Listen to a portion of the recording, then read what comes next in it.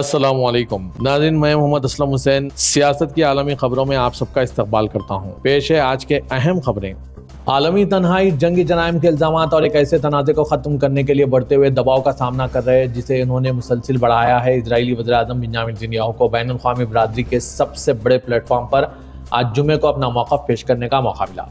اقوام متحدہ کی جنرل اسمبلی میں نتنیاہو کی سالانہ تقریر کو ہمیشہ گہری نظر سے دیکھا گیا۔ اس پر اکثر احتجاج بھی ہوتا ہے۔ یہ قابل بھروسہ حد تک پرزور اور کبھی کبھار ڈرامائی الزامات کے لیے ایک مقام ہوتا ہے، لیکن اس بار اسرائیلی رہنماؤں کے حالات پہلے سے کہیں زیادہ سنگین ہیں۔ حالیہ دنوں میں Australia, Canada, France, United kingdom اور دیگر ممالک نے ایک آزاد فلسطینی ریاست کو تسلیم کرنے کا اعلان کیا ہے۔ آج جمعے کو شائع ہوئے ایک اہم مرتبہ جائزہ شدہ تحقیق کے مطابق غزہ کے اسپتالوں میں فلسطینیوں کا علاج کرنے والے بین الاقوامی ڈاکٹروں اور نرسوں نے زخمیوں کو ان زخموں سے زیادہ شدید قرار دیا جو دوسرے جدید تنازعات میں شہریوں کو لگے تھے۔ بڑے طبی جریدے BMJ میں اس تحقیق کے لیے زیادہ تر یورپ اور شمالی امریکہ سے تعلق رکھنے والے 78 انسانی ہمدردی کے صحت کی دیکھ بھال کرنے والے کارکنان نے سروے کے سوالات کے جوابات دیے، جس میں غزہ کی پٹی میں اپنے قیام کے دوران دیکھے گئے زخموں کی شدت، جگہ اور وجہ کو بیان کیا گیا۔ برطانیہ کی قیادت میں محققین کی ٹیم نے کہا کہ اسرائیل کی عسکریت پسند گروپ حماس کے خلاف تقریباً 2 سالہ جارحیت کے دوران فلسطینیوں کی چوٹوں کے بارے میں یہ سب سے زیادہ جامع ڈیٹا ہے، کیونکہ علاقے کے صحت کی سہولیات تباہ ہو چکی اور بین الاقوامی رسائی بہت محدود ہے۔ سوڈان کے نئے عبوری وزیر اعظم نے کئی سال کی وحشیانہ خانہ جنگی کے بعد اپنے ملک کے لیے اتحاد میں دوبارہ جنم لینے کے منصوبے کا خاکہ پیش کیا۔ کامل طیب ادریس نے آج اپنے ملک کے عبوری خود مختاری کونسل کی جانب سے صدر عبدالفتاح برہان کی زیر قیادت تقرری کے مہینوں بعد نیو یارک میں اقوام متحدہ کی جنرل اسمبلی سے خطاب کیا۔ وہ عبداللہ حمدوک کے 2022 میں استعفے کے بعد سوڈان کے پہلے سویلین وزیر اعظم ہیں۔ اپنے خطاب میں ادریس نے کہا کہ ان کا ملک ایک عظیم تہذیب ہے جیسے نیم فوجی دستوں پر ریپڈ سپورٹ فورسز کے ہاتھوں وجود کے خطرات کا شکار بنایا گیا۔ انہوں نے مزید کہا، میں آپ کے سامنے دریائے نیل کے کناروں سے اس سرزمین سے کھڑا ہوں جہاں تاریخ خود دریا کی طرح گہری ہے، جہاں صحرا قدیم بادشاہتوں، قدیم تہذیبوں کے نقش قدم سے واقف ہے اور جہاں اس موجودہ گھڑی میں بھی ڈھول اب بھی جنگ کی بو لے کر پھر رہی ہے۔ فلسطینی صدر محمود عباس نے اقوام متحدہ میں یہ عہد کیا کہ وہ غزہ کے لیے ایک امن منصوبے پر امریکی صدر ڈونلڈ ٹرمپ، سعودی عرب، فرانس اور اقوام متحدہ کے ساتھ کام کریں گے، جسے عالمی ادارے کی بڑی اکثریت کی حمایت حاصل ہے۔ 193 رکنی اقوام متحدہ کی جنرل اسمبلی نے اس ماہ ایک 7 صفحات پر مشتمل اعلامیہ کی بڑی اکثریت سے توثیق کی، جس کا مقصد اسرائیل اور فلسطینیوں کے لیے 2 ریاستی حل کو آگے بڑھانا اور اسرائیل اور حماس کے عسکریت پسندوں کے درمیان غزہ کی جنگ کو ختم کرنا ہے۔ یہ اعلامیہ سعودی عرب اور فرانس کی میزبانی میں جولائی میں اقوام متحدہ میں ہوئے دہائیوں پر محیط تنازع پر ایک بین الاقوامی کانفرنس سے سامنے آیا تھا۔ امریکہ اور اسرائیل نے اس تقریب کا بائیکاٹ کیا تھا اور بین الاقوامی کوششوں کو مسترد کر دیا ہے۔ امریکی صدر ڈونلڈ ٹرمپ اور ترکیہ کے صدر رجب طیب ایردوان نے وائٹ ہاؤس میں ملاقات کے دوران دفاع اور تجارت میں تعاون کو مزید گہرا کرنے کا عہد کیا۔ ڈونلڈ ٹرمپ نے کہا کہ انہوں نے اور ایردوان نے اقتصادی تعاون کے ساتھ ساتھ ترکیہ کے F-16 اور F-35 پروگراموں سمیت امریکی ساختہ جنگی طیاروں کی خریداری پر توجہ قائل کیا۔ ڈونلڈ ٹرمپ نے صحافیوں کو بتایا، ہم دونوں ممالک کے لیے زبردست تجارتی معاہدہ کریں گے۔ انہوں نے مزید کہا کہ روسی میزائل سسٹم کی خریداری پر انقرہ پر عائد پابندیاں فوری طور پر ہٹائی جا سکتی ہے۔ صدر ایردوان نے بھی اس موقع پر کہا کہ مذاکرات میں دفاعی مصنوعات کی فروخت سمیت مختلف موضوعات کا احاطہ کیا جائے گا۔ ایردوان نے کہا، ہم ترکیہ اور امریکہ کے تعلقات میں ایک مختلف دور کا سامنا کر رہے ہیں۔ انہوں نے مزید کہا، مجھے یقین ہے کہ ہم ساتھ مل کر خطے میں ان چیلنجوں پر قابو پا لیں گے۔ ڈونلڈ ٹرمپ نے اپنے ہم منصب کو انتہائی قابل احترام شخص قرار دیتے ہوئے کہا کہ ایردوان کی اپنے ملک، پورے یورپ اور دنیا بھر میں بڑی پذیرائی کی جاتی ہے۔ ترکیہ اور امریکہ نے جوہری توانائی کے میدان میں اپنی شراکت داری کو مزید گہرا کرنے کے لیے ایک مفاہمتی یادداشت پر دستخط کیے۔ ترک وزیر توانائی و قدرتی وسائل الپ ارسلان بائراکتار نے ترک social media platform N social پر اپنے بیان میں کہا کہ صدر ترکی رجب طیب ایردوان کی وائٹ ہاؤس میں ملاقات کے دوران دونوں ممالک نے جوہری توانائی کے میدان میں اپنی گہری اور کثیر الجہتی شراکت داری کو مزید مضبوط کرنے کے عمل کا آغاز کیا ہے۔ وزیر نے کہا کہ ہم نے امریکی وزیر خارجہ مارکو روبیو کے ساتھ اسٹریٹجک سول نیوکلیئر تعاون پر مفاہمتی یادداشت پر دستخط کیے، جو دونوں رہنماؤں کی موجودگی میں انجام پایا۔ انہوں نے مزید کہا کہ مجھے امید ہے کہ اس معاہدے کے دائرہ کار میں کیے جانے والے اقدامات مستقبل میں دونوں ممالک کے لیے باہمی فوائد فراہم کریں گے۔ برطانیہ نے غیر قانونی تارکین کو ملک میں داخلے سے روکنے کے لیے اپنے شہریوں اور ملک میں مقیم افراد کے لیے مفت ڈیجیٹل ID اسکیم متعارف کرانے کا اعلان کیا۔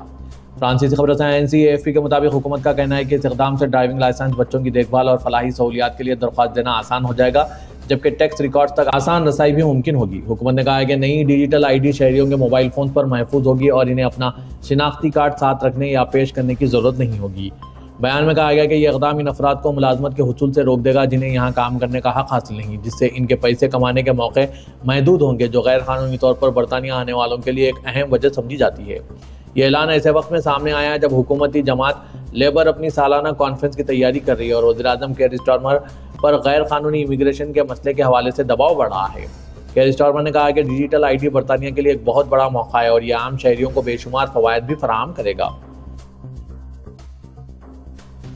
امریکی صدر ڈونالڈ ٹرمپ نے کہا ہے کہ وہ اسرائیل کو مغربی کنارے کا الحاق کرنے کی اجازت نہیں دیں گے۔ برطانوی خبر رساں NC رویٹرز کے مطابق یہ بیان ان اسرائیلی دائیں بازو کے سیاستدانوں کے مطالبات کو مسترد کرتا ہے جو اس علاقے پر خود مختاری قائم کر کے ایک فلسطینی ریاست کے قیام کی امیدوں کو ختم کرنا چاہتے ہیں۔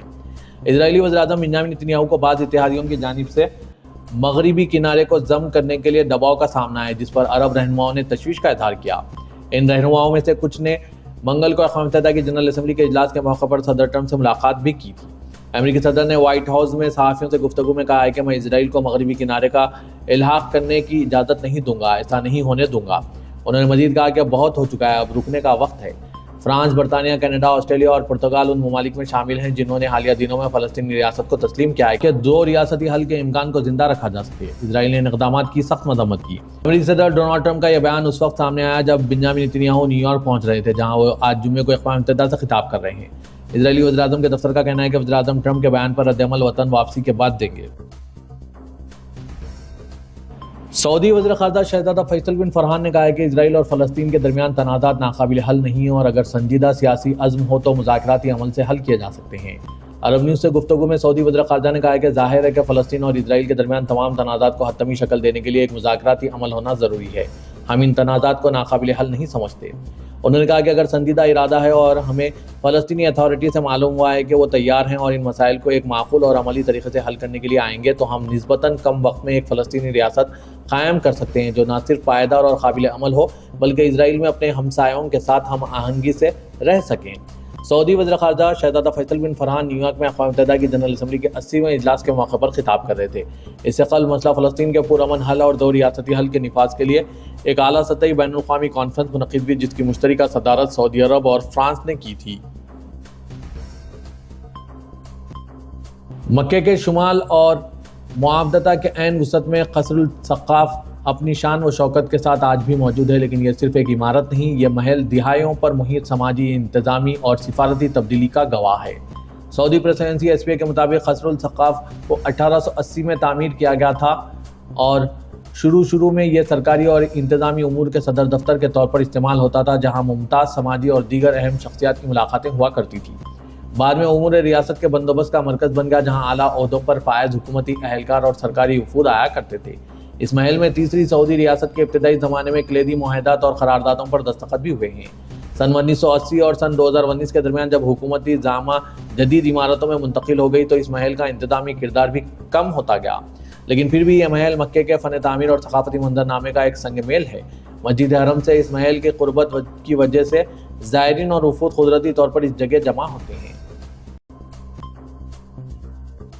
سعودی عرب نے دارالحکومت ریاض میں ریٹیل پرائس کو مستحکم کرنے کے لیے نئے ضوابط متعارف کرائے ہیں۔ سعودی ولی عہد و وزیر اعظم شہزادہ محمد بن سلمان کی ہدایت پر عمل کرتے ہوئے ریاض شہر کے لیے رہائشی اور کمرشل پراپرٹیز کے کرایوں میں سالانہ اضافہ 5 سال کے لیے روک دیا گیا۔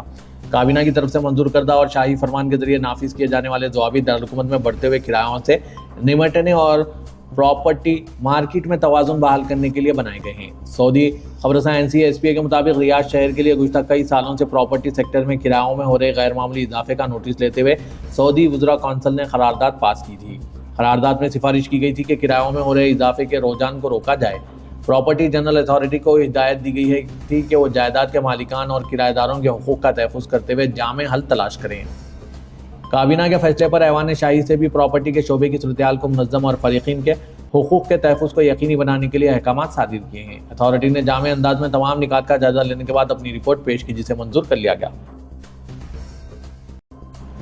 امریکہ نے 1 اکتوبر سے دوا سازی کی برآمدات پر 100% ٹیرف کا اعلان کیا ہے۔ دراصل ہندوستان کی دوا ساز صنعت کے رہنماؤں نے کہا ہے کہ ہندوستان طویل عرصے سے دوا سازی کی صنعت میں ایک رہنما رہا ہے۔ نتیجتاً امریکی صدر ڈونلڈ ٹرمپ کے 100% ٹیرف کا ہندوستان پر زیادہ اثر نہیں پڑے گا۔ ان کا کہنا ہے کہ بھارت کو اپنی کفایت شعاری کی حکمت عملی پر توجہ مرکوز رکھنی چاہیے۔ Pharma export promotion council of India نے کہا ہے کہ دوا سازی پر 100% ٹیرف کا ہندوستان پر زیادہ اثر نہیں پڑے گا۔ در حقیقت ہندوستانی جنرک مصنوعات امریکہ کے لیے لاگت بچانے کے ایک موقع کی نمائندگی کرتی ہے، جس سے ہندوستانی جنرک درآمدات سے تقریباً $200 بلین سالانہ کی بچت ہوتی ہے۔ فارما ایکسل نے کہا ہے کہ امریکہ پچھلے 10 سالوں سے جنرک ادویات پر لاگت کی بچت سے لطف اندوز ہو رہا ہے اور بہت سی بڑی ہندوستانی کمپنیوں کے وہاں پہلے سے ہی یونٹ موجود ہے۔ اور ٹرمپ نے کہا ہے کہ 1 اکتوبر تک ان پر محصولات عائد کر دیے جائیں گے جن کے امریکہ میں پلانٹ نہیں ہیں، اس لیے ایسا لگتا ہے کہ ہندوستان پر اس کا زیادہ اثر نہیں پڑے گا۔ پاکستان کے وزیراعظم کے آفس کی جانب سے جاری اعلامیہ میں کہا گیا ہے کہ وزیراعظم پاکستان شہباز شریف اور فیلڈ مارشل عاصم منیر کی امریکہ کے صدر ڈونلڈ ٹرمپ سے ملاقات گرم جوشی اور خوشگوار ماحول میں ہوئی ہے۔ اعلامیہ کے مطابق وزیراعظم پاکستان شہباز شریف نے امریکی صدر ڈونلڈ ٹرمپ کو امن کا لمبردار قرار دیتے ہوئے کہا ہے کہ صدر ڈونلڈ ٹرمپ دنیا بھر میں تنازعات کے خاتمے کے لیے مخلصانہ کوشش میں مصروف ہیں۔ شہباز شریف نے صدر ٹرمپ کی جرأت مندانہ، دلیرانہ اور فیصلہ کن قیادت کو سراہا اور کہا کہ امریکی صدر نے پاکستان اور بھارت کے درمیان جنگ بندی میں سہولت فراہم کی۔ پاکستانی وزیراعظم امریکہ پہنچتے ہی بھیگی بلی بن گئے ہیں۔ شہباز شریف نے صدر ٹرمپ کی جرأت مندانہ، دلیرانہ اور فیصلہ کن قیادت کو سراہا۔ اعلامیہ کے مطابق وزیراعظم پاکستان شہباز شریف کا کہنا تھا کہ صدر ڈونلڈ ٹرمپ نے جنوبی ایشیا میں ایک بڑی تباہی کو ٹالنے میں مدد فراہم کی اور وزیر اعظم نے مسلم رہنماؤں کو اعتماد میں لینے پر صدر ٹرمپ کا شکریہ ادا کیا۔ متحدہ عرب امارات کی وفاقی سپریم کورٹ اور عراق کی وفاقی سپریم کورٹ کے درمیان قانونی اور عدالتی شعبوں میں تعاون بڑھانے، شراکت داری قائم کرنے اور معلومات و مطالعات کے تبادلے کے لیے ایک مفاہمتی یادداشت پر دستخط کیے گئے۔ یہ معاہدہ آج عراقی عدالتی وفد کے ابوظہبی میں سپریم کورٹ کے ہیڈ کوارٹر کے دورے کے موقع پر طے پایا۔ مفاہمتی یادداشت پر دستخط UAE کی وفاقی سپریم کورٹ کے صدر محمد حمد بادی ظہری اور عراق کی وفاقی سپریم کورٹ کے صدر منظر ابراہیم حسین نے کی ہے۔ اس موقع پر دونوں فریقوں کے درمیان ایک مشاورتی اجلاس بھی ہوا جس میں عدالتی اور قانونی تعاون کو مزید مستحکم کرنے پر بات چیت کی گئی۔